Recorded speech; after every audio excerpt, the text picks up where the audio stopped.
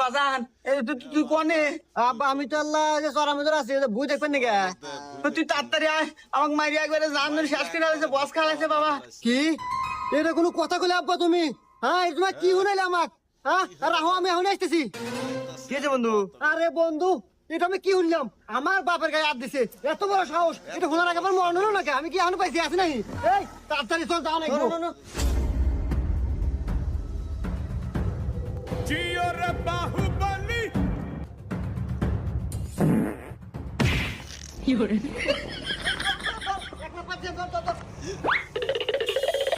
আজকে জীবন আর শেষ করে দেবো, চল।